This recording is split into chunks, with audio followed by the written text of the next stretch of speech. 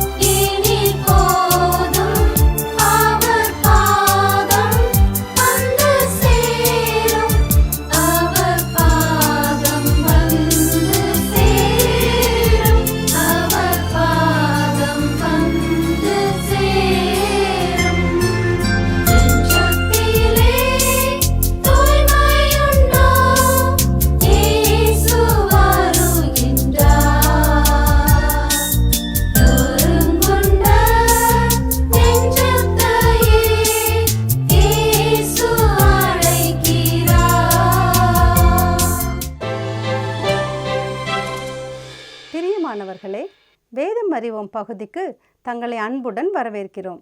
இப்பகுதியில் வேதாகமத்தில் சொல்லப்பட்டிருக்கும் பறவைகள், விலங்குகள், தாவரங்கள், இடங்கள் ஆகியவை குறித்து நாம் பார்த்து வருகிறோம். வேதாகமத்தில் 2 விலங்கினங்கள் மட்டுமே தங்கள் வாயை திறந்து பேசியது. ஒன்று சர்ப்பம், மற்றொன்று கழுதை. இந்த நாளிலும் நாம் கழுதையை குறித்து அறிந்து கொள்ள இருக்கிறோம். கழுதை என்பது ஒரு பாலூட்டி இனத்தை சார்ந்த விலங்கு. சுமை சுமக்கவே அதிக அளவு பயன்படுத்தப்படுவதால் இதை சுமையின் மிருகங்கள் என்றும் அழைக்கிறார்கள். ஆண் கழுதை பொதி சுமக்கவும், பெண் கழுதை பயணத்துக்கும் பயன்படுத்தப்பட்டது. தன்னுடைய உடல் எடையை காட்டிலும் அதிகமான எடையை இது சுமக்குமாம்.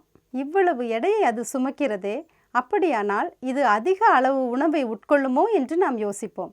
அதுதான் தவறு. கழுதைகள் மிக குறைவான உணவையே உட்கொள்கின்றன. பெரும்பாலும் புல், வைக்கோல் இவற்றை தான் அவைகள் உண்ணும். மற்ற விலங்குகளை விட அதிக சத்தத்தை எழுப்பும் குணம் கொண்டது. அதாவது இதன் குரல் 60 மைலுக்கு அப்பால் இருக்கும் கழுதைக்கு கூட கேட்குமாம். மிகவும் வலிமை வாய்ந்ததாக கருதப்படுகிறது. சிறந்த அறிவாற்றல் கொண்டது. கடினமாக உழைக்கும் குணத்தை கொண்டது.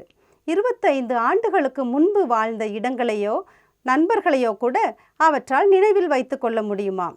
இதன் பெரிய காதுகள் அதன் இரத்தத்தை குளிர்விக்க உதவும். உயரமான மலைகளில் கூட அது ஏறக்கூடிய வலிமையான கால்களை பெற்றுள்ளது. சுமார் 50 ஆண்டுகள் வரை உயிர் வாழும் என்று கருதப்படுகிறது. மேலும் அக்காலத்தில் யுத்தத்துக்கு, வியாபாரத்துக்கு, அஞ்சல் பணிக்கு என பல காரியங்களுக்கு கழுதையை பயன்படுத்தியுள்ளார்கள். சிம்சோன் ஒரு கழுதையின் பச்சை தாடை எலும்பை கொண்டு 1000 பேரை கொன்று போட்டான் என்று நியாயாதிபதிகள் 15ஆம் அதிகாரம் 15ஆம் வசனத்தில் வாசிக்கிறோம். வேதாகமத்தில் பலவிதமான கழுதைகள் பற்றி சொல்லப்பட்டுள்ளது. ஆபிரகாம், ஈசாக்கு, யாக்கோபு போன்ற தேவ மனிதர்களின் வாழ்வில் அவர்களது ஆசீர்வாதங்கள் என்று சொல்லப்படும் எல்லா இடத்திலும் கழுதைகள் இடம்பெற்றிருந்தது. அப்படியானால் அந்நாட்களில் கழுதைகளை ஒரு சொத்தாக கணக்கிடப்பட்டிருக்கிறது. பழைய ஏற்பாட்டு காலத்தில் ராஜாக்கள் கழுதை மீது ஏறி வருவார்கள்.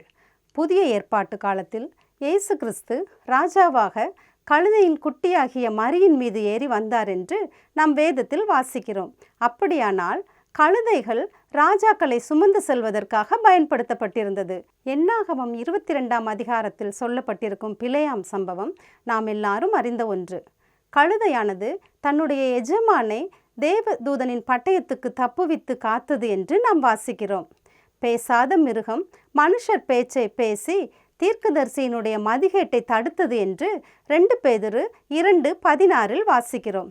அப்படியானால் தேவன் தமது சித்தத்தை நிறைவேற்ற எவரையும் பயன்படுத்த முடியும் என்ற ஆழமான சத்தியத்தை நாம் இங்கு கற்றுக்கொள்கிறோம்.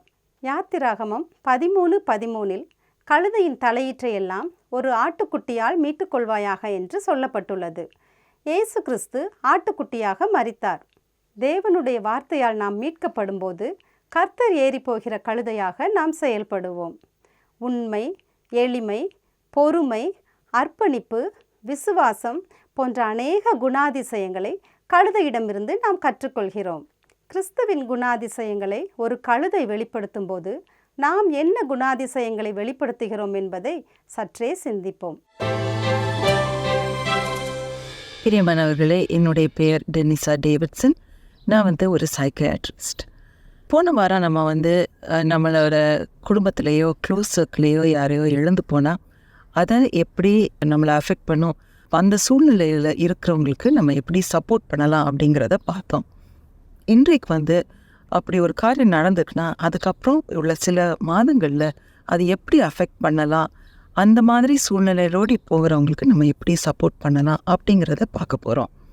சில மாதங்கள் போன பிறகு சோஷியல் சப்போர்ட்ஸ் குறையும். அடிக்கடி மக்கள் பார்க்குறது குறையும். அந்த டைமில் லோன்லினஸ் ரொம்ப அதிகமாக இருக்கலாம். லோன்லினஸ் இருக்கும்போது நிறைய ஃபீலிங்ஸ் வரலாம். நான் இது பண்ணியிருக்கணுமோ, நான் அது பண்ணிக்கிறதுமோ, இந்த மாதிரி கில்ட், செல்ஃப் ப்ளேம், அந்த மாதிரி அதிகமான ஃபீலிங்ஸ் வரலாம். இவங்களை விட்டு என்னால் வாழவே முடியாது, என்னையால் எலும்பக்கூட சத்துல, அந்த மாதிரியெல்லாம் வரலாம். வேலை பார்க்குறது எப்படி, நான் எப்படி பிள்ளைங்களை பார்ப்பேன், இந்த மாதிரி அதிகமான இமோஷன்ஸ் வரலாம், ஃபீலிங்ஸ் வரலாம். ஒவ்வொருட எக்ஸ்பீரியன்ஸும் வித்தியாசமாக இருக்கும். நம்மளுடைய ஓன் வாழ்க்கையில் முன்னால் நம்மளுடைய எக்ஸ்பீரியன்ஸஸ் என்னென்னலாம் லாஸ் நமக்கு முன்னாடி இருந்திருக்குது, அது அஃபெக்ட் பண்ணும். நம்முடைய பெற்றோரை இழந்தோமா, பிள்ளைங்களை இழந்தோமா, கணவன் மனைவி, இல்லைன்னா க்ளோஸ் ஃப்ரெண்டாக அவங்க மெடிக்கல் ப்ராப்ளம்ஸால் சுகமில்லாமல் இருந்து ஹாஸ்பிட்டல் உள்ள வெளியே போய் அந்த மாதிரி கொஞ்சம் நாட்களுக்கு சுகமில்லாமல் இருந்து அதுக்கப்புறம் இறந்து போனாங்களா, இல்லைன்னா திடீர்னு ஒரு ஹார்ட் அட்டாக்லேயோ ஒரு ஆக்சிடெண்ட்லேயோ அப்படி இறந்து போனாங்களா, இல்லைன்னா சூசைட் அதனால இறந்து போயிருக்கிறாங்களா, இல்லைன்னா மர்டர் அந்த மாதிரி எதுவும் இருந்திருக்கா. அந்த மாதிரியெல்லாம் இருக்கும்போது கூட லேயர்ஸ் ஆஃப் ஃபீலிங்ஸ் வரும். ஏன்னா செல்ஃப் ப்ளேம் ரொம்ப ஸ்ட்ராங்காக இருக்கலாம். பிறகு கோபம் கூட வரலாம். என்னையை விட்டுட்டு எப்படி அவங்களால போகிறதுக்கு முடியும், எப்படி, அந்த மாதிரி ஆண்டவர் மேலேயும் அதிகமாக கோபம் வரலாம். பிரியமெண்ட் எல்லாருக்கும் கண்டிப்பாக வரப்போகிற விஷயம். நம்ம யாரையும் இது எஸ்கேப் பண்ணக்கூடாது. இந்த நம்மளுடைய வாழ்க்கை அந்த மாதிரி ஒரு வாழ்க்கை. கொஞ்ச நாள் இருக்கிறோம், அதுக்கப்புறம் போகிறோம். எப்படி எப்போ ஒவ்வொருத்தரையும் நம்ம இழக்கிறோம், அது உடைய இம்பேக்ட் பெருசு. அது நல்லவங்க தான் ரொம்ப நாள் வாழ்வாங்க. அதுக்கு யாருக்கும் சீக்கிரமாக இளம் வயதில் எதுவும் ஆயிடுச்சுன்னா அது அவங்களுடைய தப்பு, இல்லைனா இன்னொருத்தவங்களுடைய தப்பு அப்படின்னு நம்ம நினைக்கிறதுக்கு நமக்கு ஒரு ரைட்டும் கிடையாது. யோசித்து பாருங்கள், ஹிஸ்ட்ரி நமக்கு சொல்லுது. ஜீசஸ் உடைய ஃபாதர் ஜோசப் ஜீசஸ் சின்ன பையனாக இருக்கும்போது அவர் இறந்து போயிட்டார். அவர் ஒரு நல்ல மனுஷங்கிறது பைபிளே சொல்லுது. அவர் இளம் வயதில் இறந்து போனார். அதே மாதிரி நம்மளுடைய ஆண்டவரும் இளம் வயதில் அவருடைய உயிரை நமக்கு கொடுத்தார் இல்லையா. அப்புறம் ஆண்டவர் அந்த மாதிரி கிரீஃபில் இருக்கிறவங்கள எப்படி அவங்கள தேற்றினார். அங்கே போய் அவங்களோட கூட இருந்து அவங்களுடைய கிரீஃபை ஷேர் பண்ணார். அழுகிறவங்க கூட அவர் கூட இருந்து அவர் அழவும் செய்தார். ஜீசஸ் வெப்ட். அழுறதுல ஒரு ஷேமும் இல்லை. அழுறவங்க கூட சேர்ந்து நம்மளும் அவங்க வெசனத்தை ஷேர் பண்ணுறதுல ஒரு ஷேமும் இல்லை. ஆம்பளையாக இருந்தாலும் பரவாயில்ல, பொம்பளையாக இருந்தாலும் பரவாயில்ல, பெரியவங்களாக இருந்தாலும் பரவாயில்ல, சின்னவங்களாக இருந்தாலும் பரவாயில்ல. அதே மாதிரி அழ முடியாமல் வார்த்தைகள் இல்லாமல் தவிக்கிறதுலேயும் ஒரு தப்பும் இல்லை. சிலவங்களுக்கு மாதக்கணக்காக அழ முடியாது, அதுக்கப்புறம் திடீர்னு அழுக வரும். வேவ்ஸ் ஆஃப் கிரீஃப் யாருக்கும் வரலாம். திடீர்னு ஒரு ஞாபகம் வரும், திடீர்னு அழுக வரும், ஏன்னு சொல்ல முடியாது. அது அப்படியே ஒரு பீக் திரும்ப குறையும். அந்த மாதிரி வரும் நேரங்களில் பைலேட்ரல் டேப்பிங் இப்படி ஒன்று மாற்றி ஒன்று இப்படி நீங்கள் பண்ணி பாருங்கள். உங்கள் உடம்புல எங்கே ஃபீல் பண்ணுறீங்களோ அந்த இடத்துல இப்படி நீங்கள் பைலேட்ரல் டேப்பிங் பண்ணிங்கன்னா அது உங்களுக்கு காம் ஆகிற வரை பண்ணுங்கள். உங்களுக்கு அது கொஞ்சம் ஹெல்ப்ஃபுல்லாக இருக்கலாம். சில வேளை ராத்திரி தூங்க முடியலை அப்படின்னா இந்த மாதிரி டேப் பண்ணி பாருங்கள். காம் ஆகிற வரை இல்லைனா தூங்குற வரை நீங்கள் இப்படி பண்ணலாம், இல்லைனா இப்படி பண்ணலாம், இல்லைனா இப்படி பண்ணலாம், இல்லைனா காலில் கூட டேப் பண்ணலாம். இது வந்து eye movement desensitization reprocessing therapy, EMDR therapy. அந்த தெரப்பியில் ஒரு பகுதி இது. அந்த மாதிரி தெரப்பிஸ்ட் உங்களுக்கு தெரியவங்க இருக்கிறாங்கன்னா நீங்கள் வந்து கண்டிப்பாக அதை யூஸ் பண்ணுங்கள். EMDR தெரப்பி ரொம்ப ஹெல்ப்ஃபுல்லாக இருக்கும் இதுக்கு. இந்த மாதிரி ஒரு சூழ்நிலை இருக்கும்போது ஜட்ஜ்மெண்ட் நம்ம யாரையும் பண்ணக்கூடாது. போன தடவை நான் சொன்ன மாதிரி தன்னைத்தானையும் ப்ளேம் பண்ணாதீங்க. யாருக்குமே இது வரலாம். இது க்ரீஃப் வந்து யாரையுமே விட்டு விட போகிறதில்ல. நானும் என்னுடைய தகப்பனார் சிலவங்களுக்கு தெரிஞ்சிருக்கலாம், எம்எல் ஜெபசிங். அப்பா வந்து 2013 டிசம்பரில் ஆண்டவரோட சென்றாங்க. அப்போது எனக்கு கூட என் மனசில் அதிகமான குவெஸ்டன்ஸ் வந்தது. ஏன் ஆண்டவரே, ஏன் அப்பா இப்படி கஷ்டப்பட்டோம்? உங்களுக்காக தானே வாழ்நாள் முழுக்க இருந்தாங்க.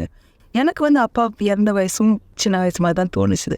அவங்களுக்கு 73 வயசாக இருந்தாலும் அந்த மாதிரி குவெஸ்டன்ஸ் வரும்போது போக போக நானும் கற்றுக்கொண்டேன். ஆண்டவரை கேள்வி கேட்குறதுக்கு நான் யாரும் இல்லை, ஆண்டவருக்கு தெரியும். என்னது யாருக்கு எப்போ எப்படி எல்லாமே ஆண்டவருக்கு தெரியும். எதுனாலன்னு தெரியும்.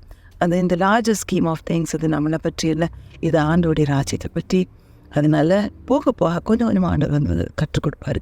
ஆனால் அந்த க்ரீவிங் ஜேர்னியில் நம்ம வந்து அது உடனே நம்ம சரியாகணுன்ட்டு நினைக்க வேண்டிய அவசியம் இல்லை. அழுறத உண்மை, மிஸ் பண்ணுறத உண்மை. ஆண்டவரும் அதை வந்து அக்செப்ட் பண்ணார். ஆண்டவரும் நம்ம க்ரீவிங் வந்து அக்செப்ட் பண்ணார். மனசில் வச்சுக்கோங்க. ஜெபம் பண்ணுவோமா? அன்புள்ள ஆண்டவரே, இந்த நேரத்தில் சுவாமி இதை கேட்கும் ஒவ்வொருவரையும் உம்முடைய கரங்களில் தருகிறேன் அப்பா. யாரெல்லாம் இழந்திருக்கிறார்களோ, யாரெல்லாம் கண்ணீரோடு இதை கேட்கிறார்களோ ஆண்டவரே, அவர்களோடு கூட நீர் இந்த நேரத்தில் சபையமாயிருந்து அவர்கள் குடும்பத்தில் கர்த்தாவே நீர் அந்த இடத்தை எடுத்து கர்த்தாவே அந்த வேக்கன்சியை நீர் முழுமையாக மாற்றும் ஆண்டவர். உம்முடைய பிரசனம் அவர்களோடு கூட என்றென்றைக்கும் இருக்கட்டும். எந்த நேரமும் இருக்கட்டும் கர்த்தாவே. காலை எழும்பும் பொழுதோ, வேலைக்கு செல்லும் பொழுதோ, சமையல் பண்ணும் பொழுதோ, ஆண்டவரே ராத்திரி படுத்து தூங்கும் பொழுதோ, அழும் பொழுதோ நன்றாக அமைதியாக சந்தோஷமாக இருக்கணும் என்று நினைக்கும் பொழுதோ கர்த்தாவே, எல்லா சூழ்நிலையிலையும் எல்லா நேரத்திலையும் அவர்களோடு கூட நீர் இருந்து அவர்களை பலப்படுத்தி ஆறுதல் படுத்தி தேற்றி அவர்களுக்கு கர்த்தாவே ஒரு புது ஃபியூச்சரை நீர் கொடும். நான் உன்னுடைய கூட இருக்கிறேன் என்று திரும்ப திரும்பமாக அவள் கர்த்தாவே நீ சொல். உன்னுடைய கரத்தை வைத்து கர்த்தாவே அவர்களை கட்டிப்பிடித்து கர்த்தாவே, அழாதே என் மகளே, என் மகனே, உன்னுடைய கண்ணீரை நான் பார்க்கிறேன். உன்னுடைய மன வேதனையை எனக்கு தெரியும் என்று சொல்லும் கர்த்தாவே. அவர்களோடு கூட அவர்கள் வீடின் ஒவ்வொரு ரூம்லையும் கர்த்தாவே நீர் உலாவும் அந்த இழப்பை முழுமையாக்கி அவர்கள் வாழ்க்கையிலே அவர்கள் மனதிலே நீர் அதை செய்தருளும். இயேசுவின் மூலம் ஜெபம் கேளும் ஜீவனுள்ள பிதாவே, ஆமென். சிகரம் தொடும் புறாக்கள் என்ற இந்நிகழ்ச்சியில் இன்றைய தினம் ரெபேக்காளை குறித்து பார்க்க போகிறோம். ரெபேக்காளின் வாழ்க்கை செய்தி ஆதியாகமம் 22 49 அதிகாரங்கள் வரையிலும், ரோமர் 9 அதிகாரம் 10 முதல் 13 வரையிலும் குறிப்பிடப்பட்டுள்ளது. ரெபேக்காளின் பெயர் 29 முறை வேதாகமத்தில் குறிப்பிடப்பட்டுள்ளது. ரெபேக்காள் என்ற பெயருக்கு மூக்கனாம் கயிறு என்று பொருள். மூக்கனாம் கயிறு என்பது அடக்கி ஆள பயன்படுத்தப்படுவது. இங்கு ஒரு பெண்ணின் அழகு ஒரு ஆணை கட்டி போடுவதை குறிக்கிறது. ஆதியாகமம் 24:67 ஈசாக்கு ரெபேக்காளை பார்த்ததும் அவளை தன் மனைவியாக ஏற்றுக்கொண்டு தாய்க்காக கொண்டிருந்த துக்கம் நீங்கி ஆறுதல் அடைந்தான் என்று கூறுகிறது. முதலாவது அவளது குடும்ப பின்னணி. ஆபிரகாமின் சகோதரன் நாகோருடைய குடும்ப பின்னணியில் ரெபேக்காள் அதிகம் குறிப்பிடப்பட்டுள்ளாள். ஊர் என்கிற கல்தேயருடைய பட்டணத்தை விட்டு கானான் ஊருக்கு போக புறப்பட்ட ஆபிராம், அவன் மனைவி சாராள், ஆபிராமின் தகப்பன் தேராகு, சகோதரன் ஆரான் பெற்ற லோத் இவர்களுடன் நாகோர் செல்லாது அங்கேயே தங்கிவிட்டான். நாகோரின் மனைவி மில்காள் பெற்ற குமாரன் பெத்துவேலின் குமாரத்தி இந்த ரெபேக்காள். ஆதியாகமம் 22:22 பெத்துவேல் ரெபேக்காளை பெற்றான் என்று கூறுகிறது. இந்த ரெபேக்காள் ஆபிரகாம் குமாரனான ஈசாக்கின் மனைவி. 20 வருடம் பிள்ளையில்லாதிருந்த ரெபேக்காளும் ஈசாக்கும் ஒருவரை ஒருவர் நேசித்து அருமையான இல்லறை வாழ்க்கை நடத்தினர் என்று வேதத்தில் பார்க்கிறோம். இரண்டாவது, அவளது உபசரிக்கும் பண்பு. ரெபேக்காள் கடின உழைப்பு மற்றும் உபசரிக்கும் தன்மையும் உடையவள் என்பது அவள் எலேயசாருக்கும் ஒட்டகங்களுக்கும் தண்ணீர் வார்த்ததன் மூலம் அறிந்து கொள்ளலாம். தண்ணீரை கிணற்றிலிருந்து இறைக்க வேண்டும். ஒட்டகங்கள் இருக்கும் இடம் வரை சுமர்ந்து செல்ல வேண்டும். ஒரு ஒட்டகமே அநேக குடங்கள் தண்ணீரை குடிக்கக்கூடியது. 10 ஒட்டகங்களுக்கு வார்த்தாள் என்று பார்க்கிறோம். ஒரு ஒட்டகம் 20 கேலன், அதாவது 100 லிட்டர் தண்ணீரை ஒரே நேரத்தில் குடிக்க முடியும். 3 நிமிடத்தில் 53 கேலன் தண்ணீரை குடிக்கக்கூடியது. கணக்கிட்டோம் என்றால் 530 கேலன் தண்ணீரை ரெபேக்காள் கிணற்றில் இறைத்து வார்த்திருக்கிறாள். தானாக முன்வந்து செய்த உதவி இது. ஆதியாகமம் 24, 23, 25 வசனங்களில் ராத்தங்க இடம் ஒன்றா என்றவனுக்கு ஒட்டகங்களுக்கு வைக்கோலும் தீவனமும் வேண்டிய மட்டும் இருக்கிறது, ராத்தங்க இடமும் உண்டு என்றாள். மூன்றாவது, அவளது திருமணம். ஈசாக்கின் மனைவியாக ரெபேக்காள் எவ்வாறு அமைந்தாள் என்று பார்த்தோம் என்றால் அதுவும் ஒரு தெய்வீக நிகழ்ச்சி. ஆபிரகாமின் சந்ததியாக அவரது மகனான ஈசாக்கு கனத்திற்கு உரியவனாயிருந்தான். அவனுக்கு பெண் கொள்ள ஆபிரகாம் தன் வீட்டிலுள்ள மூத்த வேலைக்காரனை அழைத்து பேசியதை ஆதியாகமம் 24 3, 4 வசனங்களில் காணலாம். நான் குடியிருக்கிற கானானியருடைய குமாரத்திகளில் நீ என் குமாரனுக்கு பெண் கொள்ளாமல் நீ என் தேசத்துக்கும் என் இனத்தாரிடத்திற்கும் போய் என் குமாரனாகிய ஈசாக்குக்கு பெண் கொள்வேன் என்று வானத்துக்கு தேவனும் பூமிக்கு தேவனுமாகிய கர்த்தர் பேரில் எனக்கு ஆணையிட்டு கொடு என்றான். ஆபிரகாமின் நம்பிக்கைக்குரிய எலியேசார் என்ற ஊழியக்காரனை நாகோரண்டைக்கு தேவன் வழிநடத்தினார். ஆதியாகமம் 24 12 வசனத்திலே வழிநடத்துதலுக்காக தேவன் அண்டை எலியேசார் வேண்டிக் கொண்டான். எலியேசார் வேண்டிக் கொண்டபடி தேவன் காரியத்தை வாய்க்க செய்தார். ரெபேக்காள் எலியேசாருக்கு அறிமுகம் செய்து அவர்கள் வீட்டில் உள்ளவர்களையும் அவளை ஈசாக்கிற்கு மனைவியாக கொடுக்கும்படி தேவன் அவர்களை வழிநடத்தினார். ரெபேக்காளை பற்றி கூற வேண்டுமானால் சும்மா இராது சுறுசுறுப்பாக எதையாவது செய்து கொண்டு இருப்பவள்.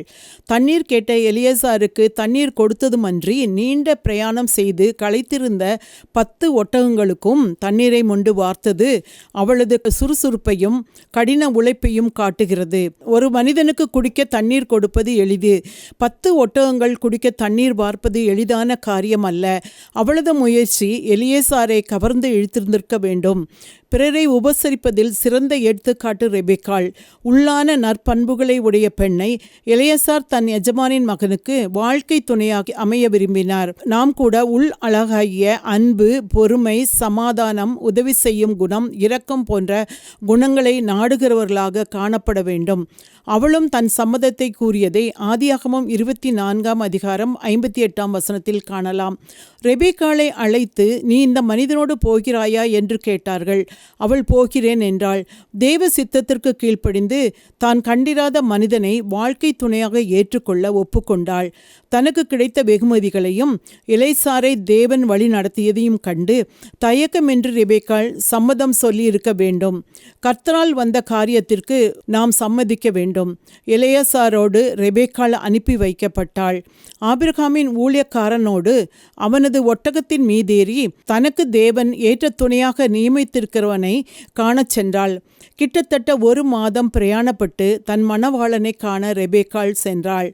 ரெபேக்காள் சம்மதம் தெரிவித்தவுடன் தாமதம் செய்யாது தனக்கு கொடுக்கப்பட்ட வேலையை உடனே நிறைவேற்றும்படியாக எலியேசார் ரெபேக்காளுடன் பிரயாணப்பட்டார். பெண் கொள்ளும்படி எலியேசாரை அனுப்பிய ஆபிரகாம் காரிய சித்திக்காக ஜெபித்திருப்பார். எலெயாசாரும் ஜெபித்ததை ஆதியாகமம் 24 அதிகாரம் 12, 26, 27, 48, 52 வசனங்களில் காணலாம். ஜெபத்தை கேட்கும் அன்பின் தேவன் எல்லாவற்றையும் தன் மகிமைக்காகவும் தன்னை விசுவாசிக்கும் தன் பிள்ளைகளின் நன்மைக்காகவும் நேர்த்தியாய் வழி நடத்தி தருவார். ஹல்லேலூயா. ஈசாக்கு இருந்த இடத்தை ரெபேக்காள் நெருங்குகையில் தியானம் பண்ண வெளியே போன ஈசாக்கு ஒட்டகங்கள் வர கண்டான். ரெபேக்காளும் ஈசாக்கை கண்டு ஊழியக்காரன் மூலம் விபரம் அறிந்து ஒட்டகத்தை விட்டு இறங்கி முக்காடிட்டு கொண்டாள். முக்காடிடுதல் பெண்ணின் கண்ணியத்தையும் தன்னை முற்றிலுமாக சமர்ப்பித்து கொள்ளுதலையும் குறிப்பிடுகிறது. வெற்றியுள்ள திருமண வாழ்க்கைக்கு பெண்ணின் சமர்ப்பித்து கொள்ளுதல் ஒரு முக்கிய காரணம். ஊழியக்காரன் மூலம் எல்லாம் அறிந்த ஈசாக்கு ரெபேக்காளை தன் மனைவியாக ஏற்றுக்கொண்டு தன் தாயின் கூடாரத்திற்கு அழைத்து சென்று மனைவியாக்கி கொண்டு நேசித்தான். ரெபேக்காளின் திருமணம் கர்த்தரால் வந்தது என்பதை ரெபேக்காளின் சகோதரன் லாபானும் தகப்பன் பெத்துவேலும் சாட்சி பகர்கின்றனர். ஆதியாகமம் 24:50 அப்பொழுது லாபானும் பெத்துவேலும் பிரதியுத்தரமாக, இந்த காரியம் கர்த்தரால் வந்தது, உமக்கு நாங்கள் நலம் பொலம் ஒன்றும் சொல்லக்கூடாது என்றனர். ரெபேக்காளின் திருமணம் தேவனால் நிச்சயிக்கப்பட்டது என்பதை நாம் உணர முடிகிறது. வேதாகம தம்பதியருள் ஈசாக்கும் ரெபேக்காளும் அதிகமாய் பின்னி பிணைக்கப்பட்டிருந்தனர். ஒருவரை ஒருவர் பிரிக்க முடியாத அளவு அவர்கள் அன்பும் நெருக்கமும் இருந்தது.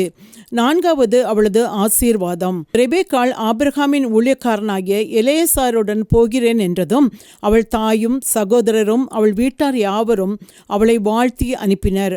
அவர்களது வாழ்த்துதலையும் ஆசீர்வாதத்தையும் ஆதியாகமம் 24 அதிகாரம் 60 வசனத்தில் காணலாம். ரெபேக்காளை வாழ்த்தி, எங்கள் சகோதரியே, நீ கோடா கோடியாக பெருகுவாயாக, உன் சந்ததியார் தங்கள் பகைஞருடைய வாசல்களை சுதந்திரித்துக் கொள்வார்களாக என்று ஆசீர்வதித்தார்கள். தேவன் ஆபிரகாமுக்கும் அவன் சந்ததிக்கும் கொடுத்த ஆசீர்வாதங்களை ரெபேக்காள் வீட்டார் அறிந்திருந்தார்களோ என்னவோ. ஆபிரகாமுக்கு தேவன் தந்த ஆசீர்வாதத்தை பார்ப்போம். ஆதியாகமம் 22:17 நான் உன்னை ஆசீர்வதிக்கவே ஆசீர்வதித்து உன் சந்ததியை வானத்து நட்சத்திரங்களைப் போலவும் கடற்கரை மணலைப் போலவும் பெருகவே பெருக பண்ணுவேன். உன் சந்ததியார் தங்கள் சத்துருக்களின் வாசல்களை சுதந்திரித்துக் கொள்ளுவார்கள் என்றார். கோடா கோடி, வானத்து நட்சத்திரம், கடற்கரை மணலைப் போல பெருக பண்ணுவேன் என்றார். எண்ணிக்கைக்குள் அடங்காத அளவு சந்ததியின் பெருக்கம் இருக்க தேவன் ஆசீர்வதித்தார். சத்துருக்களின் வாசல்களை சுதந்திரித்துக் கொள்வார்கள், எப்பொழுதும் பகைஞர் மேல் வெற்றி என்று 2 பெரும் ஆசீர்வாதங்களை தேவன் கொடுத்தார்.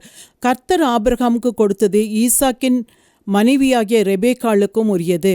மற்றும் ரெபேக்காளின் வீட்டாரின் ஆசீர்வாதமும் கர்த்தரின் ஆசீர்வாதமும் இவ்விரு ஆசீர்வாதங்களும் ஒன்றாகவே இருந்தது தெய்வ செயலே.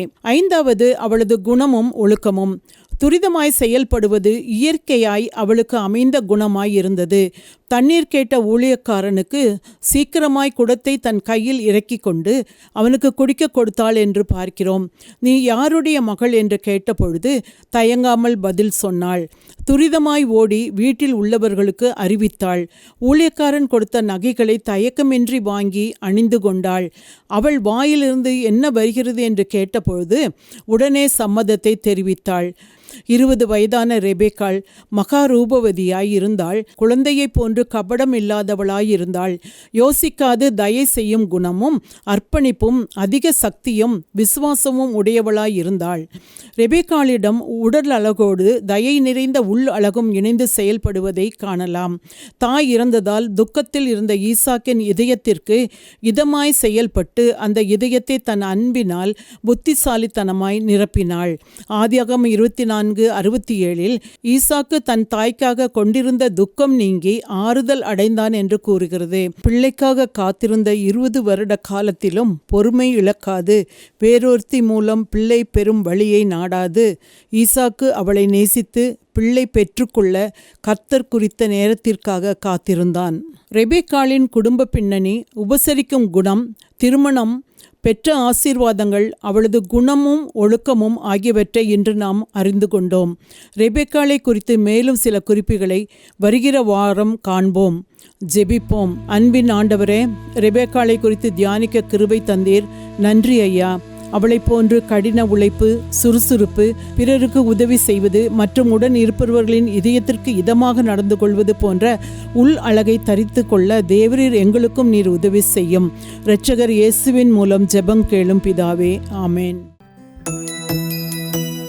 விஸ்வவாணி என்பது இந்தியாவில் அறியப்படாத இடங்களில் நற்செய்தியை அறிவித்து தாழ்ந்து கிடக்கும் சமுதாய மக்கள் சமுதாயத்தில் உயர்ந்த நிலையை அடைவதற்கான அனைத்து கட்டமைப்புகளையும் ஏற்படுத்தி தரும் ஓர் மக்கள் இயக்கம். குடி, விபச்சாரம் என மனிதர்களை அழித்தொழிக்கும் பாவங்களிலிருந்து அவர்கள் நிலையான விடுதலையை பெற்றுக்கொள்வதற்கான வழிமுறைகளை அறிவித்து கல்வி அறிவு புகட்டி கைத்தொழில்களை கற்பித்து சமுதாயத்தின் சக மனிதர்களைப் போல அவர்களும் தலை நிமிர்ந்து வாழ வழி செய்யும் ஓர் அன்பின் ஐக்கியம். ஒரு கிராமத்தை பொறுப்படுத்து மாதந்தோறும் 4000 ரூபாய் அன்பின் ஈகையாக கொடுப்பதின் மூலம் ஓர் சமுதாயம் நம் கண்முன்னே மலர்வதை நீங்கள் பார்க்க முடியும். அவர்கள் ஆராதிக்கவும் தங்கள் சமுதாய மறுமலர்ச்சிக்கான திட்டங்களை தீட்டவும் ஓர் ஆராதனை கூடத்தை ஏற்படுத்தி தருவதற்கு எங்களை நீங்கள் தொடர்பு கொள்ளலாம். சிறுவர்களுக்கான கல்வி செலவை ஒவ்வொரு மாதமும் ரூபாய் 1500 கொடுப்பதின் மூலம் பொறுப்பெடுக்கலாம். இந்திய தேசத்தின் வலிமையான கிராமங்களை உருவாக்க, அடிமைத்தனங்கள் இல்லாத சமுதாயத்தை கட்டமைக்க அன்பின் இதயங்களாக நாம் ஒன்று சேர்ந்து உழைப்போம். ஆண்டவர் உங்களை ஆசீர்வதிக்கட்டும். கூடுதல் தகவல்களுக்கும் அன்பின் தொடர்புகளுக்கும் நீங்கள் தொடர்பு கொள்ள வேண்டிய தொலைபேசி எண்கள் திரையில் காண்பிக்கப்படுகின்றன. உங்கள் அன்பின் ஈகைகளை ஆன்லைன் பரிவர்த்தனை மூலம் செலுத்த வங்கி கணக்கு எண்களும் கீழே தரப்படுகின்றன. பிரத்யேகமாக தரப்பட்டிருக்கும் QR கோடையும் நீங்கள் ஸ்கேன் பண்ணிக் கொள்ளலாம். உங்கள் ஜெபங்களாலும் ஈகைகளாலும் இந்தியாவை ஆசீர்வதிக்கும் உங்களை ஆண்டவர் அளவில்லாமல் ஆசீர்வதிப்பாராக. இந்த நிகழ்ச்சி உங்களுக்கு மிகுந்த ஆசீர்வாதமாய் இருந்திருக்கும் என்று சொல்லி நம்புகிறோம். நீங்கள் பெற்ற ஆசீர்வாதங்களையும் உங்கள் ஜெப தேவைகளையும் திரையில் காணும் எண்கள் மூலம் எங்களுக்கு தெரியப்படுத்துங்கள். கர்த்தரின் ஆசீர்வாதம் உங்கள் அனைவரோடும் இருப்பதாக.